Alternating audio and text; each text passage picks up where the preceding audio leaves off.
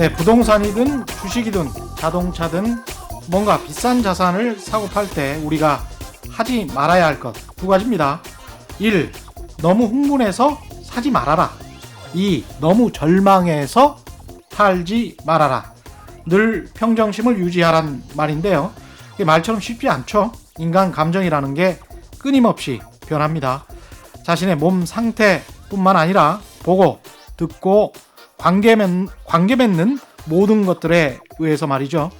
설 연휴를 맞아 오늘은 편안한 이야기, 평정심을 지키기 좋은 이야기, 그러나 흥미로운 이야기로 마련했습니다. 네, 세상에 이익이 되는 방송 최경영의 경제쇼 시작하겠습니다. 전 진실탐사 엔터테이너 최경영입니다. 유튜브 오늘도 실시간 보내드리니까요. 아시죠? 설 연휴에도 같이 가시죠.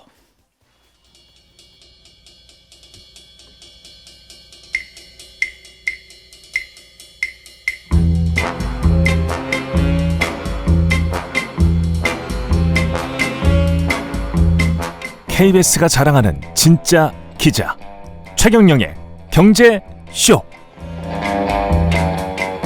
네, 음악가들은 어떻게 돈을 벌고 쓰고 살았을까?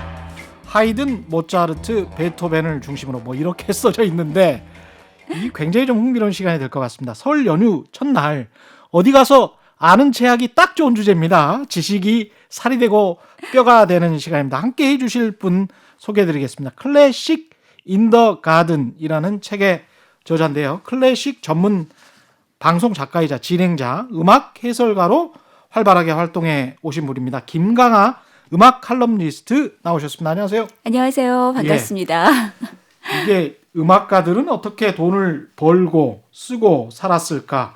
하이든, 모차르트, 베토벤을 중심으로 확 갑자기 최경영의 경제쇼가 네. 품격이 확 올라가는 것 같습니다. 아, 그래요? 예, 왠지 이분들은 네. 그 일상생활에서도 뭔가 좀 다를 것 같아요. 하이든, 모차르트, 베토벤 그러면. 네. 근데 똑같이 먹고 쓰고 살았겠죠? 그렇죠. 예. 그 많은 사람들이 음악가 그러면 좀 특별하게 생각하죠. 예. 나와는 좀 다르게 살았을 것이다 이렇게 그렇죠. 생각을 하는데 예. 그 독일의 음악학자인 발터 잘멘이 아주 재미있는 얘기를 한 게 있어요.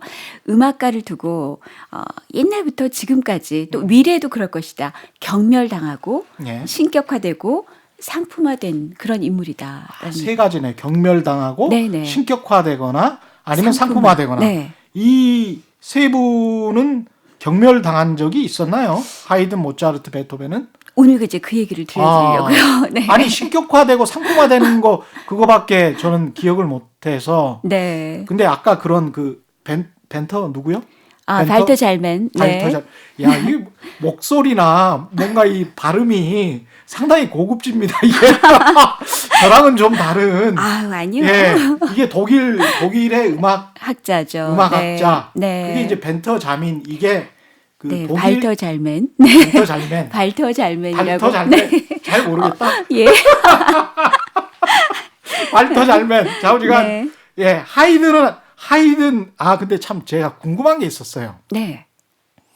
바하 무슨 네. 뭐 바흐라고 하죠. 그렇죠. 네. 그다음에 뭐 음악의 아버지. 네, 바흐를 음악의 아버지라고 그치? 얘기하고요. 무슨 뭐 이렇게 이야기하잖아요. 누구를 음악의 네, 네. 어머니 뭐 이렇게 이야기하잖아요. 네. 그게 한국이랑 일본만 그렇고 다른 나라는 뭐 그렇게 이야기하지 않는다. 그렇죠. 네, 그런 맞습니다. 이야기 들었는데 그게 맞습니까? 네, 네.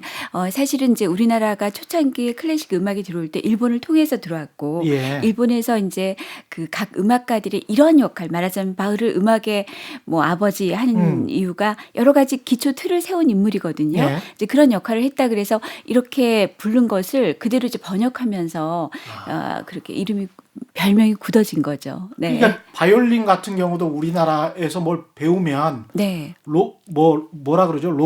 로만이라고 그래요? 스즈키. 아, 네네. 예. 스키를 많이 쓰죠. 예, 교재를. 스즈키부터 해가지고 뭐 1권부터 6권인가 7권까지 이렇게 네네네. 무조건 해야 되고 무슨 교과서처럼 그렇죠. 코스처럼 이렇게. 코스처럼 네. 그렇게 배우는데 다른 나라들 같은 경우에는 곡 위주로 꼭 그렇게 하지 않아도 돼요. 사실. 꼭 그렇게 하지 않더라고요. 네네. 그래서 그것도 참 음악 교육이 좀 우리나라는 좀 애들을 음악을 흥미를 잃게 처음부터 어렸을 때부터 너무 획일화돼 가르친다. 있죠. 네, 네. 뭐 그런 생각도 좀 들고 그랬었습니다. 네, 네, 그렇습니다. 그런 게 이제 어떻게 보면 그게 이제 1등부터 몇 등까지 서열 매기고 네. 누구는 아버지라고 하고 누구는 어머니라고 그러고 그러고 뭐 신동들도 굉장히 많을 텐데 그렇죠. 네. 모차르트만 막 신동이라고 하고 뭐 음, 이런 뭔가 좀 뭐랄까요 강박 같은 게 좀 있는 것 선입견이 같아요. 생겨버리는 거죠. 그렇죠. 네. 그래서 즐기지를 못하게 예. 하고 사실은 클래식이라는 게 상당히 좀 즐길 수 있는 건데. 그럼요. 네. 예. 저도 사실 바이올린 한 6년 했습니다. 잘하시겠는데요. 언제 방송에서 한번 예. 들려드리는 기회가 있으면 좋겠어요. 아 그렇군요. 예. 근데 다 까먹었습니다. 네. 어렸을 때 배운 거라. 예. 네. 하이드는 어떤 사람이었나요? 예, 태어난 순서대로 하이든, 모차르트, 베토벤을 살펴볼까 하는데 하이든은 이제 태어난 연도가 1732년에 태어났습니다. 1732년. 예, 예. 18세기 뭐 초반에 속하죠. 그 헝가리와 오스트리아의 국경 사이에 오스트리아인이에요. 아. 로라우라는 작은 마을에서 그 수레를 만드는 목수의 아들로 태어났습니다. 목수의 아들로. 네. 예. 그런데 이제 어렸을 때부터 음악적인 재능이 뛰어나니까 음. 그 집안에 음악하는 사람이 없었는데 친척이 예. 음악을 하는 분이 계셨어요. 음. 그래서 5살 때 얘가 재능이 있으니까 한번 봐주십시오 하고 맡겼던 거죠. 어. 그래서 이제 친척한테 음악을 배우다가 음. 재능이 너무 뛰어났고 하이든은 노래를 잘했습니다. 아, 그래요. 네, 노래를 너무 잘해서 8살 때 음. 그 빈의 성 슈테판 성당의 성가대원으로 들어가게 돼요. 아, 이것이 오늘날 빈소년 합창단이거든요. 그렇군요. 네. 아. 이제 거기서 활동을 하면서 음악도 배우고 이제 뭐 숙식 다 해결되고 이런 상태에서 이제 자라나서 변성기가 와서 이제 뭐 10대 후반 무렵 20대 가까이 되면 그렇죠. 나와야 돼요. 그 학교를 나와야 예. 되는데 그 학교에 나와서는 그때부터 이제 본격적으로 자기가 먹고 살아야 되는데 보통 이제 음악가 같은 경우는 집안에서 음악을 하는 경우가 많아서 예. 뭐 아버지가 궁정에 있다 그러면 서로 이렇게 추천을 해서 끌어줘서 일자리를 마련하거나 그런 식이었군요. 예, 그런 아. 식이었는데 하이든 같은 경우는 그렇지가 못했어요. 예. 그렇다고 해서 하이든이 다시 로라우로 돌아가서 수레 만드는 목수가 되기는 싫었고 자기는 윈에 있겠다 이렇게 결심을 하고 이제 막 그때부터 수련기가 시작되는 거죠. 예. 하이든의 20대는 굉장히 힘들었어요. 그래서 20대 귀족의 집안에서 뭐 하프시코드나 바이올린을 뭐 가르치기도 하고 그리고 거리에서 세레나데를 연주하는 악사, 거리 악사로 거리 악사도 네, 했고. 그렇게 활동을 하기도 하고 음. 그러다가 이제 29살 무렵에 아주 좋은 기회를 얻습니다. 헝가리의 에스테르하지 후작의 그 궁정음악가 부악장의 자리를 얻게 되는 거죠. 근데 이 사람은 어떻게 성악을 했다는데 네. 하프도 연주하고 뭐 어떻게 다 할 수 그런 있... 교육을 예? 그 저기 스테판 대성당 성가대원으로 활동하면서 배우게 돼요. 하면서. 음악적인 교육을 배우고 이제 하게 되는 거죠. 그래서 예. 배우고 그러면서 가장 잘했던 것이 노래지만은 사실 다양한 악기를 연주할 수 있었고 음악가라는 것은 단순히 뭐 작곡만 하고 뭐 연주만 하고 이것이 아니라 그 당시만 해도 모든 게 복합적으로 다 할 수 있는 그런 능력을 가졌어야 하니까요. 아, 그렇군요. 그래서 예. 하이든이 29살 때 에스테르하지 궁의 부악장으로 예. 궁정음악가 그 궁정 오케스트라의 부악장이 되는데요. 음. 부악장이 돼서 그때부터 이제 거의 평생을 거기 봉직하면서 예. 아주 그 궁정음악가로 생활을 했었습니다. 하이든은. 그러니까 이제 일단은 궁정음악가로 들어가면 우리말로 지금 현재 시체말로 철밥그릇이 되는 그런 상황. 그렇죠. 웬만하면 이제 그렇게 되는데요. 사실은 근데 그 궁정음악가라고 해서 예. 보수가 높거나 예. 그런 건 아니었어요. 우리가 볼 때는 궁정에서 일하는 사람이니까 멋져 그렇죠. 보이잖아요. 물론 거리의 음악가보다는 안정된 직장을 얻는 거지만은 역시 제복을 입은 하인의 신분이었거든요. 출입하는 문도 달랐고 식사도 따로 해야 됐고 예. 어차피 또 귀족이 원하는 음악을 만들어내는 끊임없이 뭐 오늘은 무슨 세레나데를 듣고 싶구나 그러면 연주를 해야 되고 귀족이 원하는 음악을 만드는 그렇죠. 거예요? 예. 본인의 뭐 악상에 따라서 그러는 게 아니고? 그런 게 아니었어요. 그래서 사실은 하이든 시대까지 거의 모든 음악가들이 그런 삶을 살았어요. 이제 오늘 제가 얘기해드릴 하이든, 모차르트, 베토벤 이 세 사람을 뽑은 이유는 그 당시에 변화하는 18세기 시대상 속에서 예술가의 지위가 이렇게 변하고 있거나 하는 것을 재밌네. 이들의 삶을 통해서 좀 알 수가 있거든요. 그렇군요. 예, 하이든이 가장 먼저 때 사람이라는 거죠. 그렇죠. 예? 하이든 같은 경우는 평생을 그렇게 그 에스테르하지 궁에서 궁정에서 원하는 음악을 생산하고 뿐만 아니라 하이든이 재밌는 것은 예. 그 부악장으로 처음 들어갔을 때 계약서를 써요. 뭐라고 씁니까? 계약서가 14개 조항이 있었는데 거기 보면은 전하가 원하는 음악을 만들어야 하고 그 음악을 그 전에 다른 사람한테 절대 보여주면 안 되고 다른 데서 연주해서도 안 되고 또 완전히 전속 계약이네. 그렇죠. 절대로 그러니까 여기 전화를 위해서만. 그렇죠. 예. 대중을 위한 게 아니고. 절대로 아니죠. 예. 그리고 그 악보를 유출해서도 안 된다. 아. 그리고 하이든 네가 밖에 나가서 활동하는 것도 전하의 허락을 받았을 때만 가능한 거고 가능하지가 않다. 그리고 또 이제 그 오케스트라 단원들이 있잖아요. 수십 명이 되는 오케스트라 단원들의 어떤 출석, 결근 이 사람들의 생활상까지 다 책임지고 보살펴야 되고 악보 같은 것도 다 일일이 만들어야 되고 본인이 다 해야 되고 그런 그렇죠. 거는. 악장에 할 일이 너무나 많았던 거예요. 지금 아이돌 계약서 같으면 이게 이제 노예 전속 계약 뭐 이런 거 되겠습니다. 네, 바로 그렇죠. 그래서 아. 그러면서 이제 사실 월급도 그렇게 많지는 않았어요. 예. 당시 하이든이 처음 계약했을 때 월급이 뭐 400플로린 정도 됐다 그러는데 그게 어느 정도 수준입니까? 그게 이제 그 당시 빈에서 살고 있는 일반적인 중간 관리 교사 중간 관리 교사. 네. 그런데 그 월급이 이렇게 오르지 않고 하이든이 한 20년, 아니 30년 정도 후에 이렇게 월급을 보더라도 한 740 플로린밖에 되지 않거든요. 별로 안 올랐네. 안 올랐어요. 예. 그렇게 그러니까 하이든의 생활은 알뜰해야 했었고 단 이제 월급 외에도 뭐 장작나무 뭐 12단 뭐 이런 식으로 이렇게 뭐 소금과 뭐 밀가루가 예. 몇 파운드 이런 식으로 생활 보조 여러 가지 식품과 이런 것들이 제공되기는 했습니다. 이게 창조적인 직업이면 뭔가 자율성의 바탕을 둬서 그러면 뭐 혁신이 나오고 네. 그리고 좋은 음악도 사실은 뭐 그런 자유 시장에서 그렇죠. 많이 나온다 이렇게 네. 생각을 하는데 그렇지가 못했어요. 그런 상황에서도 훌륭한 음악을 만들었다는 거는 그럼 어떻게 봐야 되나요? 그 사람은 뭐 다 천재들이다. 하이든은 굉장히 이제 긍정적인 인물이었던 것 같아요. 자신의 어떤 상황을 받아들이고 여기서 최선을 다하면서 최선의 음악을 요구하는 가운데서도 최선의 음악을 만들어냈죠. 그래서 하이든이 사실은 거의 20년 이상을 60세가 될 때까지 에스테르하지 궁 밖에서 활동을 거의 안 했거든요. 그 궁전 안에서만 활동을 했지만 그의 명성이 유럽에 굉장히 널리 알려졌습니다. 왜냐하면 이 하이든이 있었던 에스테르하지 궁이 그 헝가리의 베르사유라고 할 정도로 아름다운 궁전이었어요. 그래서 그 또 에스테르하지 후작이 음악을 사랑했고 영향력이 있었기 때문에 전 유럽의 궁정에서 뭐 군주라든지 또 귀족들이 많이 이렇게 초청돼서 파티를 많이 열었습니다. 지금도 남아 있습니까 그게? 네네. 궁이? 예, 지금도 남아 있어요. 에스테르하지. 그래서 지금도 발음을 따라하기가 굉장히 힘드네요. 하이든 음악제가 열리고 있고, 네, 그렇긴 합니다. 그래서 아무튼 이제 그 군주들이 다녀가면은 에스테르하지 궁에서 매일 밤 파티가 열리고 가면 무도회가 열리고 오페라를 공연하고 하는데 이게 모두 하이든의 작품이란 말이죠. 그러니까 그것을 보고 듣고 정말 훌륭한 음악을 쓰는 음악가가 여기 있구나 이렇게 생각을 한 거였죠. 그래서 특히 그 오스트리아의 마리아 테레지아 여왕 같은 경우는 나는 좋은 오페라를 보기 위해서 에스테르하지 궁으로 간다. 이런 말을 하기도 했어요. 그 정도로? 네. 그러다 보니까 하이든이 만년에 돼서는 이름이 막 이렇게 아름아름으로 굉장히 널리 퍼진 상태에서 자신이 모시고 있던 에스테르하지 후작이 사망을 합니다.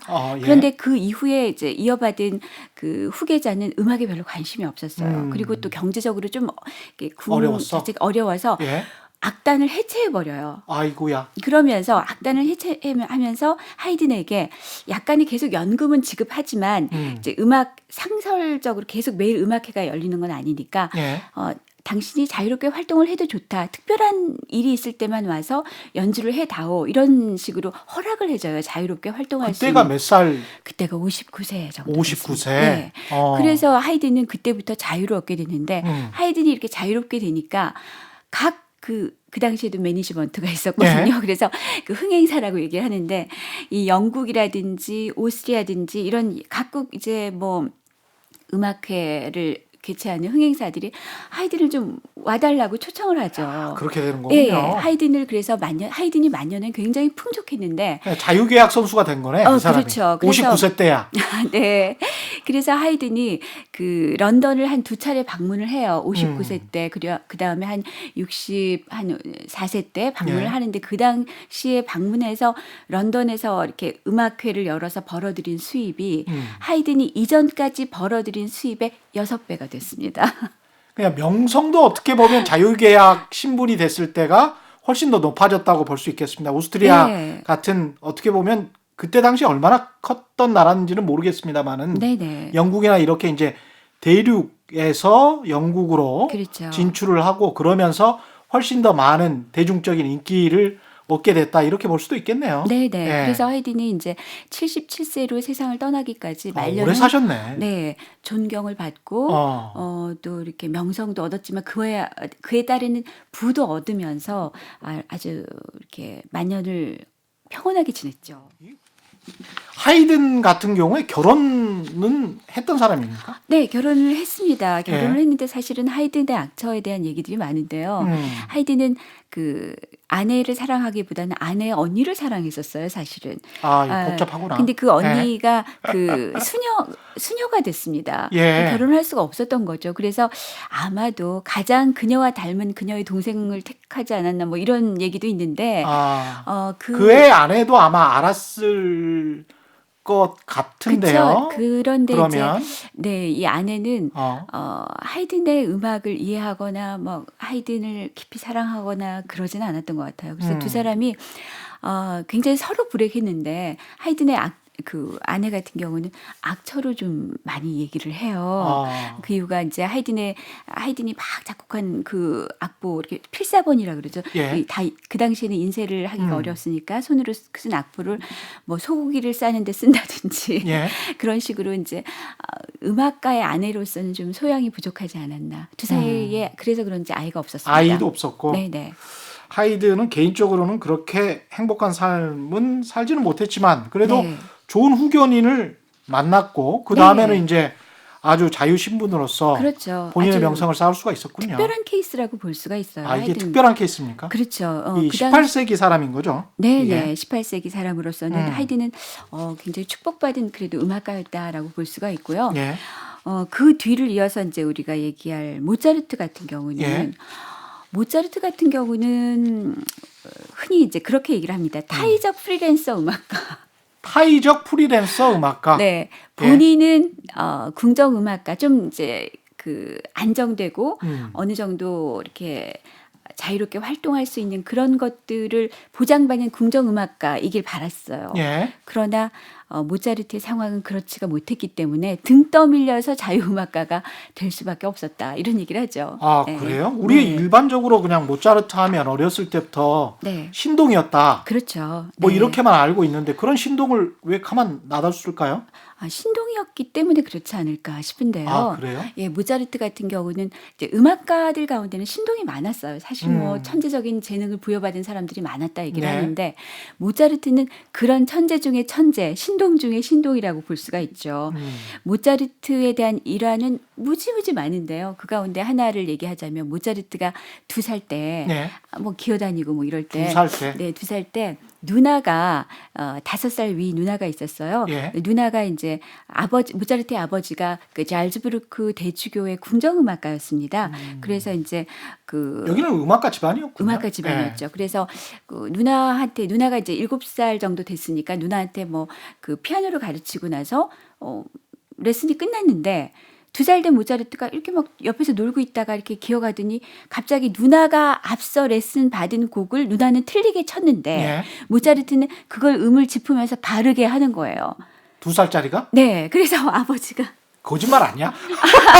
뭐 이게 믿거나 손가락도 제대로 움직일 수 없을 것 같은데, 야. 믿거나 말거나 네. 한 얘기긴 하지만 음. 아무튼 그래서 모차르트 아버지가 이 아이가 정말 재능이 뛰어나구나 하는 것을 알게 됐어요. 모차르트 이야기 계속 하고 있는데요. 모차르트가 그래서 그런 신동이었는데, 네. 아버지가 이제 궁정 음악가였고 아버지가 사실은 교육적인 아주 대단한 재능이 있었던 분 같아요. 그래서 자기 아들의 천재성을 발견하고 아주 체계적인 교육을 시켜요. 예. 그래서 모차르트는 5살 때부터 작곡을 했고요. 5살 때부터. 네, 네. 그래서 뭐 여러 가지가 뭐 있지만 12살 때 오페라를 썼고 14살에는 교향곡을 썼습니다. 그런데 예. 이런 아들을 데리고 아버지가 전 유럽을 연주 여행을 다녀요. 이야. 그래서 예. 모차르트의 사실 유년기는 대체로 뭐 흔들리는 마차 속에서 성장했다 이렇게 얘기를 하는데 흔들리는 마차 속에서 또 오페라나 교향곡을 썼을 수도 그렇죠. 있겠네. 뭐 글도 배우고 예. 뭐 공부도 하고 곡도 음. 쓰고 뭐 그랬다는 거죠. 그렇기 때문에 이 아버지가 연주 여행을 다니면 각 궁정에서 어린 모차르트가 연주를 기가 막히게 하거든요. 뭐 예. 하프시코드나 피아노나 혹은 뭐 바이올린이나 여러 다 가지 해요? 악기를 다 하니까 궁정에서는 너무 귀여운 꼬마가 연주를 잘하니까 뭐 황금 담뱃값을 주기도 하고 야. 옷을 주기도 하고 뭐 돈을 주기도 하고 아버지는 또 신났겠죠. 예. 아무튼 그런 것도 있었지만은 다양한 경험을 아이들에게 시켜주고 싶었던 것 같아요. 누나를 데리고 가기도 했고 모차르트를 함께 이제 데리고 가기도 했는데 그래서 모차르트가 성장했을 때 모차르트는 이미 다양한 그 유럽의 문화를 체험하고 했단 말이죠. 그런데 모차르트는 성장했을 때 잘즈부르크 대주교의 궁정음악가 자리를 얻었어요. 한 17살, 18살 무렵에. 그런데 그 자리는 모차르트한테는 너무나 작게 느껴진 거죠. 모차르트는 왜냐하면 세상이 밖에 있는데 여기에 나는 머물러야 하는가. 그리고 또 잘즈부르크 대주교는 굉장히 보수적이고 완고한 사람이었어요. 예. 그래서 네가 재능이 아무리 있어도 너는 내 거야. 너는 내 허락 없이는 밖에서 활동할 수 없어. 내가 쓰라는 곡을 써야지 무슨 소리냐. 이렇게 한 거죠. 그러나 그러나 이건. 네, 예. 모차르트는 이미 세상을 다니면서 어떤 자유의지를 불태우고 있었고 당신 또 18세기는 계몽주의 사상이 전 유럽을 예. 변화시키고 있었던 무렵이었잖아요. 그러니까 자유의 냄새를 이미 맡은 사람이군요. 그렇죠. 하이든과는 달리. 네, 예. 그렇게 속박하니까 견딜 수가 없어서 또 자신을 하인 취급하는 것도 견딜 수가 없고 이렇게 사사건건 부딪히고 갈등을 겪다가 결국 모차르트가 25살 때 그 주교의 그러니까 비서인데요. 예. 아르코 백작한테 엉덩이를 걷어차요. 걷어차여요? 네, 엉덩이를 실제로 걷어차인 것은 뭐냐면 너 해고야 하는 것을 대주교가 시킨 거죠, 비서한테. 그래서 모차르트는 결국 해고 당해서 이제 새로운 직장을 알아봐야 되겠죠. 예. 그래서 모차르트가 파리를 가기도 하고 마나임을 가기도 하고 당시 이제 음악이 좀 융성한 곳을 찾아다니면서 일자리를 구해봅니다. 예. 자신 있었던 거죠. 그런데 원하는 자리를 얻을 수가 없었어요. 왜 그랬을까요? 그것은 이제 여러 가지 이유가 있지만 모차르트는 어린 시절 자기가 환대받고 어디 가나 인기가 있었단 말이죠. 그렇죠. 그런데 나 모차르트야. 뭐 그렇죠. 근데 성인이 된 모차르트는 귀족들한테 그다지 뭐 관심 있는 인물이 아니었어요. 그 정도 성인이 된 음악가들은 연주 잘하고 그런 사람들 많은데 더군다나 그런 사람들은 내 말을 잘 듣는데 모차르트는 그런 사람이 아니었거든요. 그러니까 어렸을 때 귀여울 때 천재일 때 신동일 때 이럴 때는 좋아해줬지만 성인이 된 다음에 모차르트는 별거 아니라고 생각을 했군요. 그렇죠. 그래서 모차르트가 이제 비엔나로 결국은 가서 거기서 이제 자리를 잡고 있으면서 자리를 모색하지만 자리를 얻을 수 없으니까 할 수 없이 자유음악가로 활동을 할 수밖에 없었어요. 그랬군요. 네, 그런데 이때는 다행히도 음악회가 귀족이나 교회의 어떤 그런 한정된 홀에서 벗어나서 공공 연주회 오늘날에 이제 여러 예. 사람들이 티켓을 사서 가는 음악회가 생기기 시작한 초창기 무렵이었기 때문에 이게 18세기 중반입니까? 그렇죠. 사실은 이제 최초의 공공 연주회가 등장한 것은 런던이었어요. 1600년대, 1600년대였는데 이 당시 1700년대 모차르트 시대에 이것이 점차 이제 확산되기 시작할 무렵이었는데 이 비엔나에서 모차르트가 활동할 때는 예약 연주회라는 것이 인기를 끌고 있었어요. 이건 공공 연주회라는 거는 일반 대중도 다 갈 수 있는. 그렇죠. 티켓을 돈을 내고. 사면 갈 수 있고. 예. 그러니까 귀족이 아니어도 그 당시에 신흥 부르주아들, 예. 네, 이제 돈이 있는 사람들은 티켓을 구입해서 올 수 있는 그런 연주회이긴 했어요. 그런데 그 당시 티켓이 오늘날처럼 한 장, 두 장 사는 것이 아니라 예. 모차르트 시대에는 그러니까 한 타스가처 12장, 24장 이런 식으로 대거 구매를 해서 귀족들 같은 경우는 이렇게 아름아름으로 그렇게 판매를 해서 예. 미리 이제 내가 그날 가겠다. 그러면 작곡가는 그날 어떤 곡들을 내가 써서 발표하겠다. 신작 발표회 같은 거죠. 이제 그런 연주회가 있었어요. 근데 모차르트는 당시 이제 새로운 인물이고 연주도 잘하고 또 모차르트 곡은 우리가 지금 들어도 너무 완전 무결한 아름다운 곡들이니까 그렇죠. 예. 인기가 있었단 말이죠. 그러니까 그 예약 연주회가 성황리에 끝나면은 귀족들이 또 자신의 자제를 모차르트한테 레슨을 맡기고 그럼 레슨비라든지 이런 것들을 모차르트가 살아갈 수가 있었던 거예요. 근데 이제 모차르트도 민주주의의 어떤 수혜를 받은 사람이라고 볼 수도 있겠습니다. 그렇죠. 변화하는 시대 예. 속에서 그래서 이제 모차르트가 그래서 예약 연주회를 통해서 꽤 많은 수입을 벌어들였어요, 사실은. 예. 모차르트가 어느 정도? 모차르트가 이제 뭐 첫 해 가서 성공을 한 5년 동안 그런 데로 성공을 했을 때 하이든의 수입보다도 훨씬 많았습니다. 하이든의 수입의 5, 6배 정도 되는 오히려 굉장히 많이 벌어들였는데 그런데 문제가 뭐냐면은 이 예약 연주회에 비용이 많이 들었어요.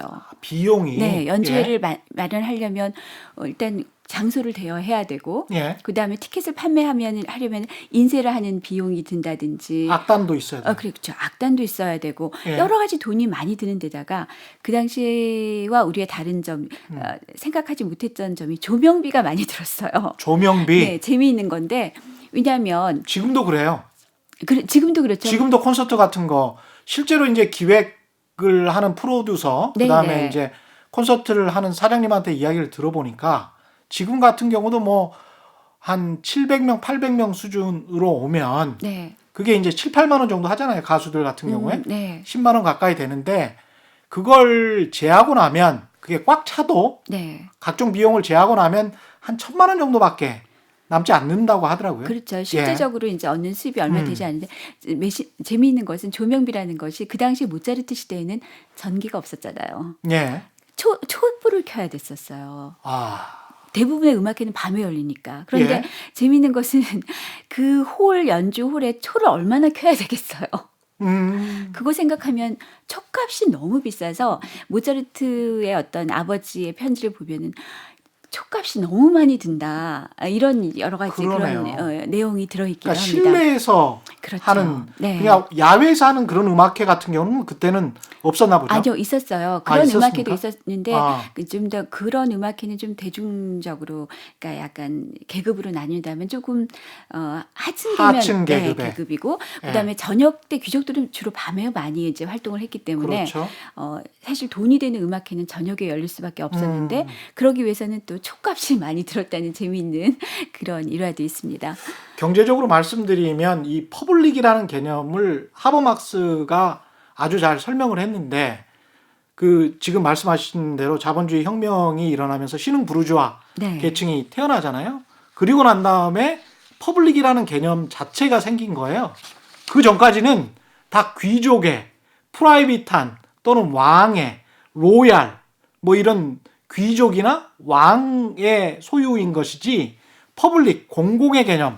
그래서 퍼블릭 파크 공공의 정원, 공원 그렇죠. 이런 개념이 생긴 거는 19세기 이후의 맞습니다. 상황인 겁니다. 그래서 모차르트 같은 경우는 어떻게 보면 그 공공의 개념이 조금씩 생겨나고 신흥 부르주아가 태어나는 그 시기 때 태어났기 때문에 빛을 발했다. 이렇게 볼 수도 있겠습니다. 네, 그래서 그런데 이제 모차르트 같은 경우는 많은 분들이 너무나 찢어지게 가난한 음악가로 알고 있는데 그런데 돈이 들었지만 모차르트는 레슨비라든지 그리고 나중에 모차르트가 궁정 실내 작곡가로 임명이 되기는 해요. 빈 궁전에 궁정 실내 작곡가인데 사실은 모차르트가 원했던 것은 궁정 악장의 자리였는데 그 자리는 살리에리 모차르트의 라이벌로 알려진 살리에리가 차지했고 모차르트는 궁정 실내 작곡가의 자리를 얻게 되지만 그 자리가 모차르트한테는 조금은 수치스러운 의미이기도 했어요.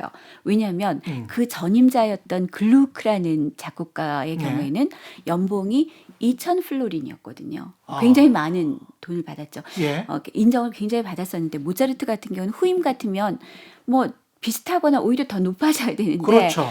800 플로린을 받았어요. 아, 하이든 나중에 그 연봉보다 훨씬 이전 사람 연봉보다 못했을 수도 있겠습니다. 그 정도 연봉이라면 당시에 인플레이션이나 이런 거 생각해 보면 예.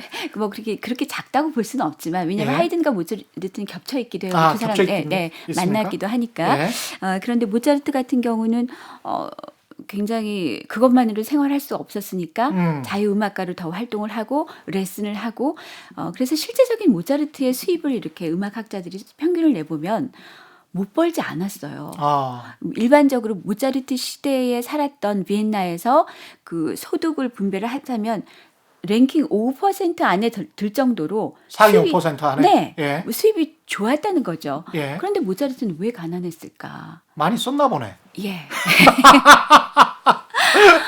씀씀이가 해펐습니다. 예. 경제관념이 전혀 없었죠. 아, 그래요? 자기는 아. 이렇게 살아야 된다고 생각했어요. 음. 귀족들이 호화스러운 삶을 어렸을 때부터 체험하고 했기 때문에 아주 비싼 집을 호화로운 집을 빌려서 월세를 내면서 살았고 뭐 또 피아노도 아주 뭐 특별히 제작된 비싼 피아노를 가지고 있었는데 뭐 그거는 음악가니까 그럴 수 그렇죠. 있는데 취미로 당구를 좋아해서 아주 당구대를 드리거나 마차를 사거나 말을 사거나 뭐 이런 식으로 옷도 뭐 그 진주 그 비싼 진주 예. 단추가 달린 옷을 입거나 이런 식으로 사치를 많이 했습니다. 그러니까 자존심과 어떻게 보면 좀 허영이 있었다 이렇게 볼 수도 있겠습니다. 그렇죠. 예. 그런데 또 모차르트가 그럴 수 있었던 것은 내가 음악회 한번 해서 돈 벌어들이면 갚을 수 있어 하는 자신감도 있었던 것 같아요. 그래서 모차르트가 만년에 보면은 그 돈을 빌려달라는 그런 그 편지들이 굉장히 많습니다. 그렇군요. 왜냐하면 이렇게 생활이 어려워진 거죠. 그리고 그 당시 이제 그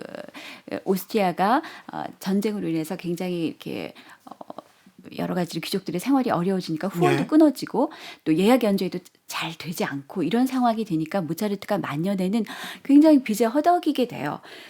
그래서 그 빚을 갚지 못해서 그 소송에 휘말리기도 하고 예. 결국 모차르트가 세상을 떠났을 때는 아주 빚만 빚이 한 8억 원 오늘날 돈으로 예, 환산한다면 8억 원 정도의 빚이 남아 있었다 그러는데 야, 그리고 모차르트는 장례 치를 비용조차 없어서 그런 대단한 음악가. 네. 장례 치를 비용도 없이. 그래서 이제 그 극빈자들이 묻히는 비엔나에서 극빈자들이 묻히는 그러니까 개별 무덤이 아니라 한꺼번에 묻히는 무덤 속에 묻혀서 무덤조차 없는 그런 음악가가 되고 말았죠. 근데 제가 궁금한 게 오페라나 교향곡 같은 이 정도로 큰 대작을 쓰려면 네, 우리 이제 가요 이야기 하잖아요. 네, 네, 그 악보 페이지 수 이런 네. 걸로 계산을 해본다면 네. 어느 정도로 차이가 납니까 이게?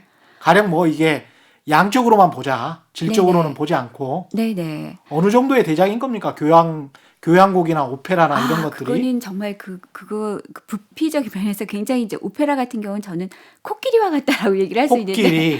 어느 부분만 만지면 이제 아리아만 들으면 아 이렇구나 생각하지만은 이 오페라라고 하는 것은 음악의 모든 요소 그러니까 성악, 독창, 중창, 합창 다 들어가죠. 예. 그다음에 그 오케스트라가 처음부터 끝까지 서곡과 마지막까지 끌고 들어가죠. 그렇군요. 네, 그 안에 또 합창, 그 발레라든지 무용이 들어가기도 하고. 아, 공연 시간만 생각해봐도 보통 2시간 정도 되니까요. 그렇죠. 그러니까 그렇게 부피적으로 생각한다면 엄청난 차이가 있는 보통 거죠. 우리 가요 같은 경우에 뭐 5분에서 7, 8분 정도 되니까 네, 네, 이게 이제 질이랄지 뭐 이런 것들은 뭐 취향에 따라서 다를 수도 있고 그러니까 네. 거기에 관해서는 뭐라고. 근데 이제 항상 그게 궁금했어요. 오페라나 교향곡이나 이거는 어느 정도의 볼륨이고 네. 사이즈고 이걸 쓰고 작곡을 하려면 네. 어느 정도의 시간이 투입이 될까?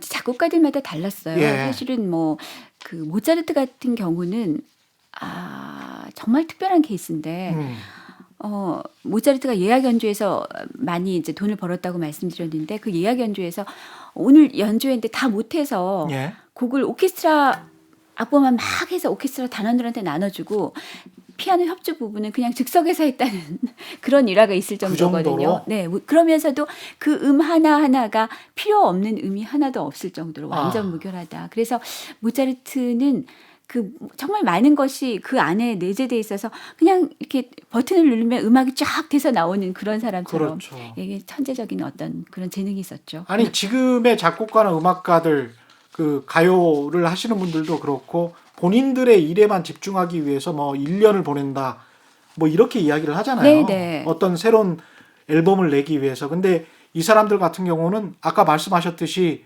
부업도 여러 가지를 해야 되고 레슨도 네, 네. 해야 되고 그러면 그리고 또 자기의 후견인에 맞게 또 그 작곡을 해주고 본인 알아서 또 본인이 쓰고 싶은 또 곡이 있었을 거 아니에요. 네, 네. 그런 걸 생각해 보면 정말 대단한 사람들이다 그런 생각이 듭니다. 그렇죠. 예. 모차르트 같은 경우는 37세로 세상을 떠나기까지 그가 남긴 작품들을 보면은 예. 정말 쉴 새 없이 이 천재가 이제 먹고 살기 위해서 쉴 새 없이 싼 값의 곡들을 썼구나 하는 것을 느낄 수가 있어요.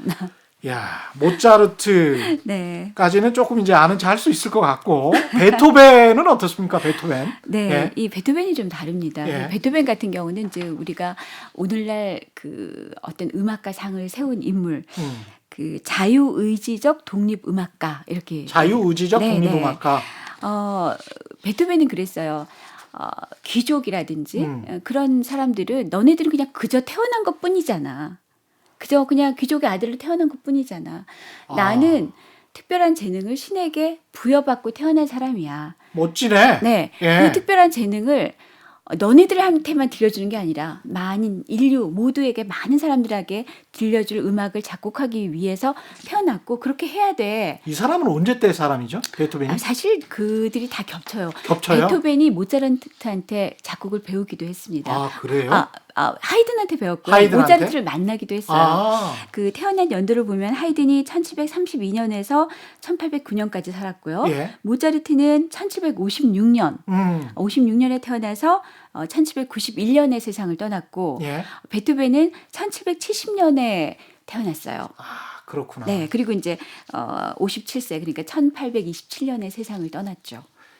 그 혁명의 시기가 다가오고 어떤 대중혁명, 네, 그 다음에 민주주의가 무르익으면 무르익을수록 네. 사람들의 이 음악가들의 생각이 점점 변했네요. 그렇죠. 굉장히 순종적이었다가 어떻게 보면 이제 베토벤 같은 경우는 상당히 반역적이다 이렇게 그렇죠. 생각할 수도 있겠습니다. 네, 그런 이제 일화도 많이 이제 전해지고 있는데 베토벤 같은 경우는 황제가 지배하는 세상이 아니라 민중이 지배하는 세상이 와야 된다라고 생각했던 사람이에요. 그래서 처음에 나폴레옹이 등장했을 때 베토벤이 굉장히 나폴레옹을 좋아했어요. 이 사람이 시대의 영웅이구나. 이 사람이 정말 자유와 평등과 박애를 실천할 인물이구나라고 다 생각하고 그렇게 믿었었죠. 예, 그래서 작품을 나폴레옹을 위한 곡을 썼습니다. 나폴레옹을 위한 곡을 썼는데 그게 완성될 쯤에 나폴레옹이 스스로 왕관을 써서 황제가 됐다는 소식을 그래버렸죠. 듣고 예. 분노했어요.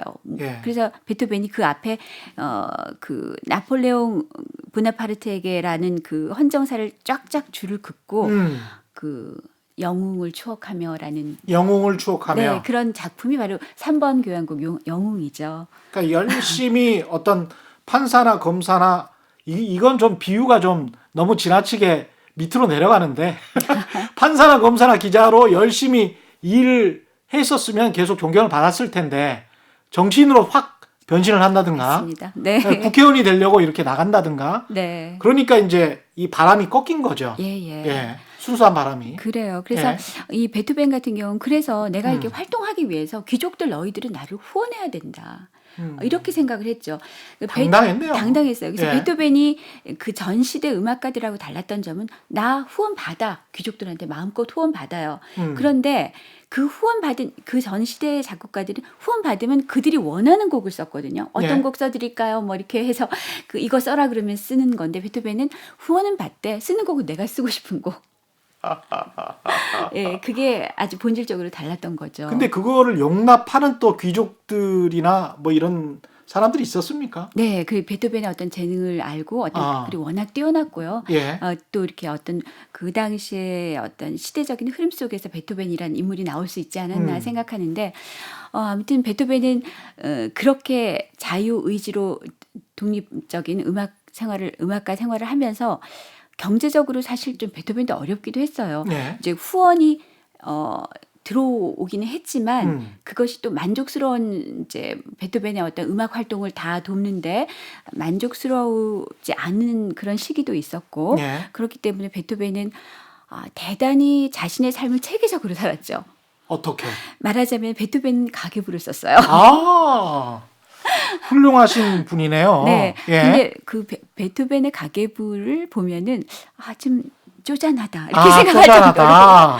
왜냐하면 예. 하이든 선생님을 만나서 음. 커피 뭐 6크로이제르 뭐 이런 식으로 초콜릿 얼마 이렇게 아주 사소한 것까지 사소한 것까지. 예. 다 그런 것까지 기록을 했을 정도로 있는데 또 재미있는 것은 생기신 거는 뭐 이렇게 상당히 네. 남성적으로 생겼는데. 그렇죠. 예. 이제 베토벤이 사실은 음악 활동도 하지만 어렸을 때부터 가족들을 부양해 왔었거든요. 아, 그래요? 베토벤은. 소년가장이에요? 네, 어렸을 때 아버지가 궁정음악가, 이제 성악가였어요. 아버지는 테너. 근데 그 아버지가 알코올 중독자였기 때문에 어머니는 아프시고 이러니까 베토벤이 뭐 10살이 넘어서부터는 거의 가족을 그냥 돌봐야 되는 장남이었습니다. 그렇군요. 그래서 그 12살 때부터 그 독일 본에서 이제 있었는데 이렇게 오르가니스트로 활동하면서 월급을 받아서 가족들을 먹여 살려야 했고 예. 그러다 보니까 이제 두 동생이 장성하고 나중에 이제 그 베토벤 같은 경우는 조카까지 부양을 했었었는데 예. 여러 가지 이제 그런 일도 있었고 또 개인적으로 봐서는 베토벤을 우리가 뭐 악성이라고 부르고 그 정신을 그렇죠. 위대하게 생각하는 이유는 신체 장애를 극복한 것도 있죠. 베토벤은 네. 예. 20대 후반부터 귀가 아파서 나중에는 20대 후반부터 아팠어요? 예. 20대 후반부터 귀가 이렇게 계속 아픈데 귀가 아프다는 것은 단순히 뭐 들리지 않는다 이 의미가 아니라 각종 증상을 동반을 했어요. 그래서 귀 때문에 베토벤이 여름이면 뭐 휴양지 찾아서 요양을 하기도 하고 또 유명한 의사를 찾아다니기도 하고 예. 이런 것 때문에 굉장히 그 경제적으로 돈이 좀 많이 들었죠. 그래서 베토벤은 이렇게 이제 자신이 벌어들인 여러 가지 수입들 말하자면은 뭐 레슨도 했고요. 그다음에 후원을 받기도 했고 또 당시는 악보가 출판이 되기 시작하던 시기였어요. 네. 자신의 저작권을 철저하게 챙겼어요. 아, 그랬군요. 예, 잘하셨네. 예. 웰링턴의 승리 같은 뭐 그런 작품 같은 경우는 예. 베토벤이 내가 출판했는데 누가 이렇게 해적판이 놔두는 걸 알고 소송을 걸어서 날 보상해라. 이렇게 하기도 했고요. 그랬군요. 그리고 또 연금을 지급하는 귀족들도 연금을 베토벤에게 뭐 평생 지급하기로 했었는데 그가 세상을 떠나고 상속인이 베토벤하고 관계가 없으니까 자기는 지급하지 않았단 말이죠. 예. 그런 것도 베토벤은 소송을 했어요. 어. 약속을 지켜라. 그래서 결국은 승소해서 받아내기도 하고. 그 아까 그 가령 후견인처럼 누가 있었고 네. 그 뒤에 음악가들은 헌정을 하기도 했을 거 아니에요? 네, 그 네. 귀족이나 왕한테. 그렇죠. 그렇게 헌정을 했을 때는 저작권은 누구 거였습니까? 그 당시에는 사실은 이제 헌정을 받게 되면 헌정한 사람이 한 1년 정도 가지고 있을 수가 있었어요. 1년? 네, 마음대로 좀 법으로 명시되진 않았지만 관례상 그리고 이제 그게 지나면은 이제 출판되기도 하고 그랬는데 베토벤 같은 경우는 돈을 벌기 위해서 그렇긴 했지만 이중계약이라는 말을 하기도 하는데 헌정을 해놓고 예. 자기는 또 따로 출판을 또 하고. 하기도 하고 어. 또 그 당시는 나라를 넘어서면 이게 또 그 안에서 법이 적용되기 때문에 예. 또 이렇게 법이 다르니까 그렇죠. 적용받지 않으니까 다른 나라에서 또 동시에 네 출판을 하기도 하고 뛰어나신 분이네요. 예 아주 예. 그런 그러니까 300년 전에 조세베 피처를 시연하신 네. 훌륭하신 분이네. 네. 예. 그래서 베토벤의 이렇게 삶을 보면은 오늘날의 우리 예술가들도 뭔가 그 기업가적인 마인드도 가져야 되지 않을까. 창조적이신 분입니다. 근데 지금 네. 사실 클래식 음악 같은 경우는 지적재산권이 그 이후에 이제 만들어진 네네. 거기 때문에 네네. 대부분은 지적재산권이 없지 않습니까? 그렇지만 그 악보에 관한 거는 그렇고요. 저기 연주를 했을 경우는 오케스트라라든지 예. 뭐 바이올리니스트, 피아니스트가 연주했을 경우에는 그게 또 다른 저작 인접권이 있기 때문에 음원을 사용하실 때는 좀 주의를 하셔야 되죠. 음원을 사용할 때는 네. 좀 주의를 해야 된다. 네. 마지막으로 좀 마무리를 좀 지어주십시오. 클래식을 대표하는 하이든, 모차르트, 베토벤의 생활기를 살펴봤는데 네. 어떤 말씀 좀 남기고 싶으세요? 그 21세기는 문화의 시대라고 얘기를 많이 예. 하죠. 사실은 이제 뭐 예술이 동떨어진 것이 아니라 삶의 원동력이 그 안에 있어요. 예를 들면 우리가 지금 많이 쓰는 스마트폰 같은 경우도 백남준 선생님의 비디오 아트에서 많은 부분이 그 아이디어가 나왔거든요. 예. 그러니까 세상을 바꾸는 힘이 예술 안에 있기 때문에 예술을 위한 정책이라든지 사회 분위기도 마련돼야 되겠고 예. 예술가들도 뭔가 기업가적인 마인드를 가지고 보다 많은 사람들이 그 예술을 생활 속에서 즐길 수 있었으면 좋겠습니다. 맞습니다. 음악회장에만 있는 음악은 죽은 음악이죠. 맞습니다. 네. 예. 오늘 마지막으로 네. 베토벤의 음악을 들려드리면서 끝나려고 하는데 네. 베토벤이 이제 들어보니까 정말 자유의지를 가지고 살았던 분이고 네. 경제관념도 투철했던 네, 네, 분이죠. 네. 이런 분이 선사해 주실 음악 같은 어떤 음악이 있을까요? 네, 제가 한 곡을 골라왔는데요. 예. 재미있는 제목이 있습니다. 예. 이 곡 자체는 헝가리풍의 론도 카프리치오라는 곡인데요. 론도 카프리치오. 네. 좀 신나겠네요. 예, 신한데 그 이 곡에는 잃어버린 동전에 대한 분노라는 부제가 달려 있어요. 잃어버린 동전에 대한 분노.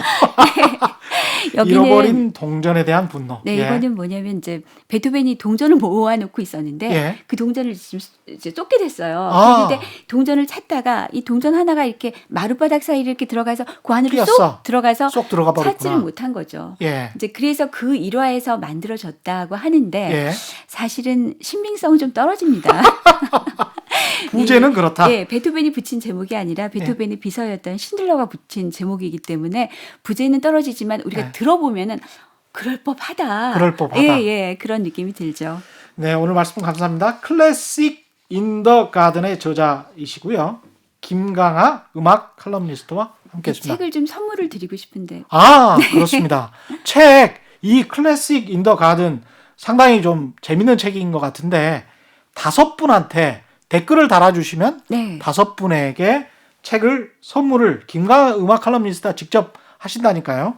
예, 오늘 준비한 내용 여기까지입니다. 최경영의 경제쇼, 그리고 설 연휴 잘 보내시고 내일 또 우리 방송이 있는 거 아시죠? 최경영의 경제쇼 플러스 토요일 오전 11시에 유튜브 업로드 되고요. 본방송은 일요일 오후 5시 5분에 KBS 1라디오에서 보내드리도록 하겠습니다. 지금까지 세상에 이익이 되는 방송 최경영의 경제쇼였습니다. 고맙습니다. 감사합니다.